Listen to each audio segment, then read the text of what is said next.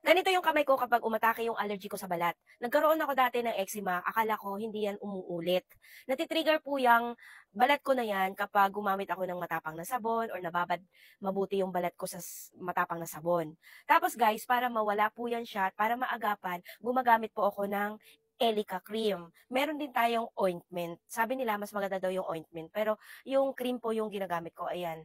Lumang-luma na siya. Matagal na kasi yan. Kasi bihira ko pong gamitin to. Dahil ang Elica cream po ay meron po itong steroid, kaya bihira po talagang dapat i-apply. Bihira ko dapat i-apply to. Sinabihan ako ng doktor, ng derma ko dati na dapat kapag nag-apply ka nito, medyo konti lang, tapos ano lang, yung bihira dapat gamitin. Huwag malimit gamitin. Ayun, ganun pala dapat. Huwag malimit na gamitin. At kapag nalagyan ko na ang aking palad, ganito na yung itsura niya.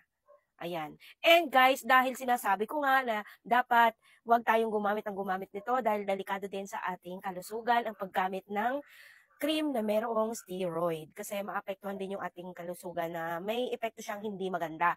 Although napaka-effective talaga nito sa eczema, yung Elica cream, kasi ito talaga yung nakapagpagaling sa aking eczema dito dati at kumalat na talaga sa buo kong katawan.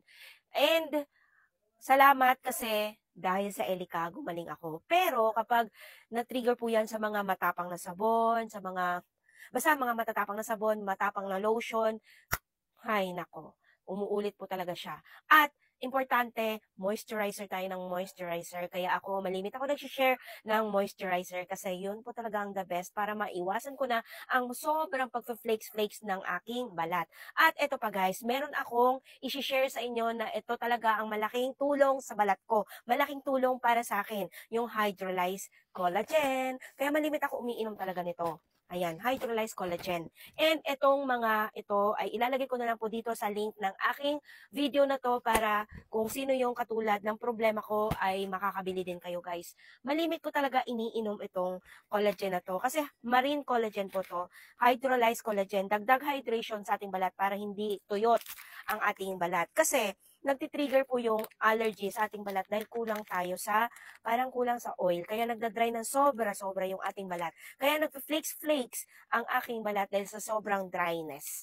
Ayan. Kaya napansin ko nung simula nung umiinom ako nito ay malaking tulong para sa akin dahil sa buo kong katawan ay hindi na po siya hindi na po siya, makati po yan guys, sinasabi ko sa inyo, makati po talaga yung sobrang dryness ng balat. And yung palad ko na to, na-trigger po yan dahil doon sa matapang na sabon dahil naglaba po ako. Sa tuwing maglalaba ako, ganyan po yung mangyayari sa kamay ko. Kaya, malaking tulong po sa akin yung hydrolyzed collagen na ito. Hindi na po siya umuulit. Ayan. Ganyan na yung kamay ko.